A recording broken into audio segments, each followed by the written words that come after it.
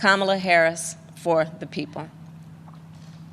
The people, that's who I represented as district attorney, fighting on behalf of victims who needed help.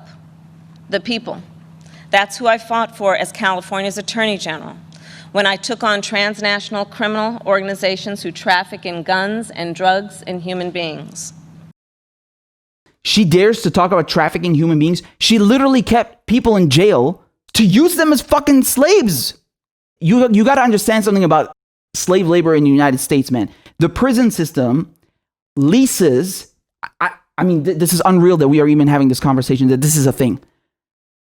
They lease the prisoners to a corporation, a middleman, who then leases them to whatever needs to be done, garbage disposal, firefighting. I mean, she wanted to continue that. And we're talking about nonviolent criminals. These are people who have committed nonviolent crimes. I cannot believe that she has the gall to stand here now and act like she has fought against human trafficking when she's literally a human trafficker. She is a slaver. She has kept people in jail for no reason, just for the sake of letting them be exploited. And it's the people who I have fought for as a United States Senator, where I've worked every day to hold Trump officials accountable to the American people. And the people are... Really? Really? How did you do that? Can she cite an example? She voted against cutting the military budget by 10%. She gives Donald Trump all the money he wants, right? Who Joe and I will fight for every day in the White House. Yeah, the corporations. And let me tell you, as somebody who has presented my fair share of arguments in court, the case against Donald Trump and Mike Pence is open and shut. Just look where they've gotten us. More than 16 million out of work. Millions of kids who cannot go back to school. A crisis of poverty, of homelessness, afflicting Black, brown, and indigenous people the most. A crisis of hunger. Yo, I'm gonna stop you right there, man. Once again, everything that she's talking about, both parties are guilty. Both parties. Keeping people in poverty, that's you. That's you guys. That's Joe Biden. That's Kamala Harris. That's both parties. That's not Donald Trump. Like, the way they speak is that as if before January 2017, there was no poverty in America. There was no corruption in America. Brown and blacks and Latinos and everyone, people of color, they were living in paradise, dude. Just until January 2017 came along. Like that, it's unbelievable. They act like we can't look at 40 years of neoliberalism and see what that's done to the transfer of wealth, where everything is going to the top 1%.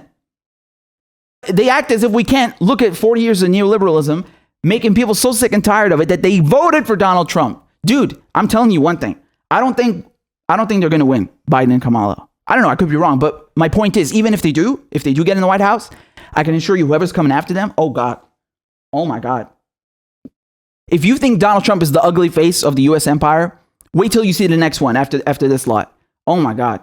I mean, it's really two wings of the same party, and they're just playing ping pong with people, right? They're just lobbing them from one disaster to the next. One disaster to the next, man.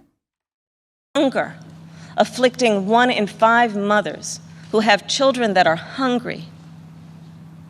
And tragically... Oh, okay. You want to talk about mothers? You want to talk about mothers for 1 second? Tell me something, man. Which demographic suffers the most when they go to the hospital and they don't get taken seriously? African-American mothers who go to get checked out at the hospital, doctors don't take them seriously. We're talking about African-American mothers. They're having the highest rates of infant mortality. You don't think universal health care would help them the most? Like, they're the first in line to benefit from that. That's logical, because they're the most disadvantaged. And yet you won't support policy that would directly help mothers, that would help not just mothers of color, right? From colored communities. Why won't you do that? Explain that to me. If you care about them, you would push policy that helps them. This is a no-brainer. You can't stand there on a fucking podium and then give me this bullshit diarrhea, this horse manure, and then you go backstage with Joe Biden and do a fist bump about how you're going to go and help Big Pharma. More than 165,000 lives that have been cut short. Many with loved ones who never got the chance to say goodbye. It didn't have to be this way. 6 years ago, in fact, we had a different health crisis. It was called Ebola. And we all remember that pandemic. But you know what happened then?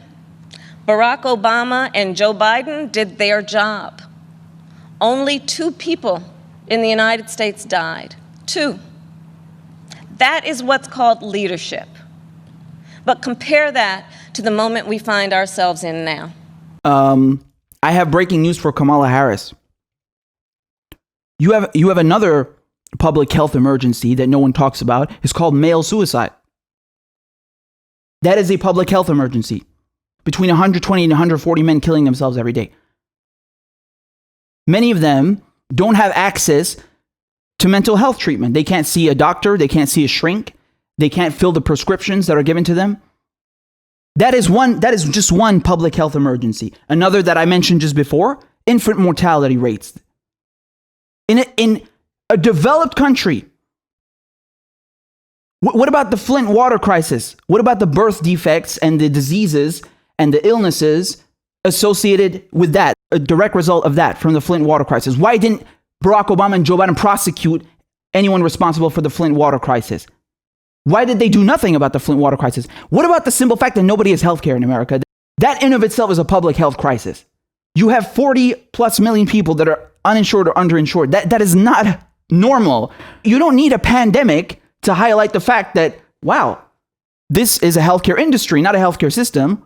This government is serving corporations, is serving big pharma, is serving healthcare lobbyists. They can't go one sentence without lying. When other countries are following the science, Trump pushed miracle cures he saw on Fox News. No. You know what's a miracle cure? Telling people that they have access to healthcare when they're broke. When you're leaving them to die because they had the misfortune of having diabetes, for example, or whatever. I don't care if they broke their pinky finger. They shouldn't be fucking left to just deal with that. How dare you? That is uncivilized. That's inhumane. Like, do people not see the irony here? Democrats, they talk about, oh, look, he's just giving this miracle cure and it doesn't work. It's just pseudoscience. No. You thinking that 40 million people are just going to deal with their illnesses by magic when you abandon them. You want to talk about miracle cures, you fucking charlatans? He said the virus would just, poof, go away. Quote, like a miracle. So when other countries opened back up for business, what did we do? We had to shut down again.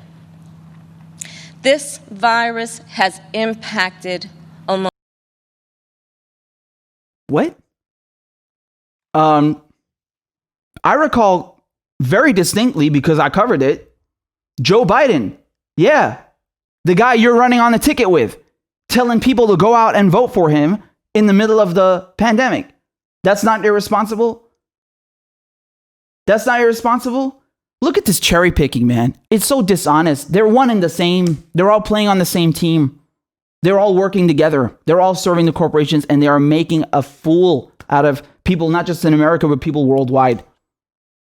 Almost every country. But there's a reason it has hit America worse than any other advanced nation. It's because of Trump's failure to take it seriously from the start. His refusal to get testing up and running. His flip-flopping on social distancing and wearing masks. His delusional belief that he knows better than the experts. All of that is reason. And the reason that an American dies of COVID-19 every 80 seconds. It's why countless businesses. Yeah. You know who else is dying? One child who dies in Yemen every 10 minutes because of your fucking bombs. Where were you? Where were you? And then she goes and speaks at AIPAC, cheering on the genocide of Palestinians, and then she won't give you health care. This party, the Democrats, do not care whether you live or die. All right? They will use anything to create these false contrasts between themselves and the Republicans, but they're one and the same. Now, let's not get it twisted here. Donald Trump's handling of coronavirus is abysmal. We're not debating that. But whether Donald Trump was president or not, how do you think this would have impacted the result in the end? The United States does not want to shut down their capitalist machine. Do you understand? They would have kept businesses open regardless. Gun stores, Amazon, fast food workers, all the jobs where people are earning minimum wage, they would have qualified them, they would have designated them as essential and kept them open anyway. So they would have done the same thing to you. They would have still sent you out to die. They would have still sent you to work so you can keep oiling the cogs of the capitalist machine to make money off of you and let you die anyway. But they just would have done it with a smile on their faces. That's it. They still voted for all those coronavirus packages. 1, 2, 3, 4, 5. Where's the healthcare in those packages? If you are so aware of how bad Donald Trump is handling coronavirus, why are you doing nothing to mitigate that? You're in government. You're a senator. What did you do to mitigate Donald Trump's terrible handling? Where's the UBI? Why did you give people one check? Why did all the money go to the corporations? Dude, you can't win with these people. You just can't win with them. That's it. I'm just going to stop here because I can't listen to this anymore, man. I can't listen to this nonsense. If you're running against another party, you would say, look, I'm better because I'm giving you Medicare for all. I'm giving you healthcare. I'm going to increase your wages. I'm going to do X, Y, Z. I'm going to do all of these things for the people, for you. That's why you should vote for me. But instead of giving you actual policy to better your lives, there's nothing. This list does not exist. It doesn't exist. The whole speech is, oh, look, Donald Trump bad. Orange Cheeto man bad. That's it. That's the whole speech. And then they lie about their own records. Like, oh yeah, I did this when I was in office. Oh, I used to fight on behalf of civil rights. I was working for the people. And they just lie. They spent their whole careers fighting for the corporations. They spent their whole careers serving the corporations and the oligarchs. And that's it. That's the speech. That's every single speech in every debate, in every primary, in every campaign. That's it. Yeah, what are you offering people? Why should they vote for you? What are you giving them? Who knows? No one knows. No one has any clue.